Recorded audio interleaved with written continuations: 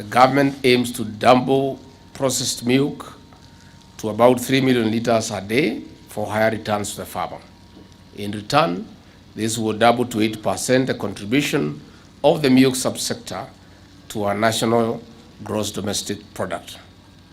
With a capacity of 4.5 million liters per day, we can turn the tide for the farmer to deliver milk to the processor instead of exploitative brokers. Doubling the deliveries also means we are not only improving our food security, but also multiplying direct jobs from the current 750,000 to over 1.5 million people. This is rather urgent in contributing to sorting out our unemployment crisis. Further, dear farmers, our livestock is known for the release of greenhouse gases. Majorly methane, biogas from animal waste is contributing to preserving our forest as we strive to 100% transition to renewable energy through integrated farming. In addition, manure from the livestock is rich in minerals for organic farming. While the government has invested in modernizing the facilities of NAQCC, we need results, especially in strategic stabilization of milk prices. That is why a state-owned entity is a player to cushion the farmer and the consumer against market forces like fluctuation of prices. Current rain across the country, there is milk glut. Some processors have announced a reduction of milk prices per liter by up to Kenya shillings 2. This places farmers in losses instead of recovery from the prolonged drought. We cannot punish our farmers for producing more milk. We must reward them to profitability. While glut is normal, the new KCC must lead in diversification to even more valuable products beyond the powdering of milk and traditional products. And we also take more coolers. As we take more coolers to the grassroots, we are eyeing the ready international market like Middle East to stabilize our currency in foreign exchange earnings as we put more money into the pocket of the farmer. Increased production, therefore, should also not be a worry. Agro-processing is one of the pillars of the Kenya Kwanza plan. Innovative value addition is one of the reasons we are investing in new KCC. We are aware of the various funding requests, including increased milk coolers at the grassroots, an additional 3.8 billion Kenya shillings to complete modernization of equipment, and a further 3 billion Kenya shillings for the stabilization fund, among other requests. We'll work out possibilities of meeting your financial requirements. Meanwhile, we are implementing far-reaching reforms in the dairy subsector. Key among them is rooting out cartels and brokers who have taken the farmer hostage for selfish gains for too long. In 2 weeks' time, we'll be in Kericho for the tea conference after successful coffee forum early this month in Meru. We'll also hold the dairy subsector reform conference in Nakuru soon to consolidate feedback from key stakeholders for inclusivity. Some cartels may even be in government agencies.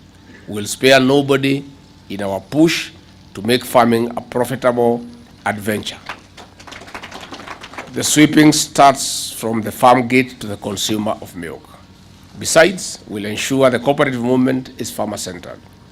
Beyond the reforms, we'll enhance our interventions with the county governments in boosting production through good animal husbandry practices, above all, bringing down the cost of production per liter from about 30 to 35 shillings to a low 20 to 25 shillings. We must lead by example. Sisi sasa tunaongea kama wakulima. Rais na mimi ni wakulima. Na hakuna vile tutakubali wakulima wafinywe, kwa sababu wakifinywa sisi tutafinyiliwa hapo ndani. Sasa hii maziwa tutasort out. Tunataka board of directors, mtakuja na waziri tuketi, tukubaliane. Nitafutie nyinyi soko ya school feeding program, ni mstafutie. Ndio. Nitafutie nyinyi soko kwa jeshi, soko kwa polisi, kwa government institutions yote nitafutia nyinyi soko. Na nitaanza na ofisi yangu, office of the deputy president. Si ndio? Utanisupply maziwa? Utaleta pale? Na ni mingi pale, chai kuanzia asubuhi mpaka usiku. Wale watu wanakuja kuniona wote ni chai. So we'll start from my office. Bas. Ukifika unawacha State House, ile mingi unaleta yangu dogo. Yeah? Ukiona kama rais yuko unaniletea yote. Kama rais ameenda ng'ambo hakuna haja ya kuacha maziwa huko. So, watu watajisaidia naye. Kwa sababu mimi siedangi, mimi ndio mtu ya kubaki. Kama rais ameenda ng'ambo lakini maziwa imeagizwa unaleta pale kwangu. Wale wageni ya rais na wangu tunawapatia chai. So we are going to create market for new KCC among government institutions. The reason being, if we get market for new KCC and good prices, KCC can take the lead in increasing the price for the farmer. Na wale wengine KCC kiongeza lazima waongeze. Si ndio? Because wakikosa kuongeza tunahamisha wote, tunawapeleka new KCC. Na mimi naweza furahi sana. Wakihama huko wakuja KCC.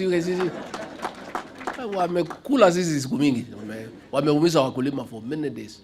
So we are going to work on it, Chairman and MD will agree. You come as a board, we sit down, tukubaliane on the various interventions that we need to make. 1, to increase production. 2, to create market. Kwa hii finance bill tumetoa ushuru kwa mambo ya animal feeds, ndio bei yake iende chini kiasi. 3 months ago tulikubalia importation of ingredients ya kutengeneza animal feeds kama yellow maize nini, lakini wale wenye kutengeneza hii hawateremushi, wanajiongeza faida.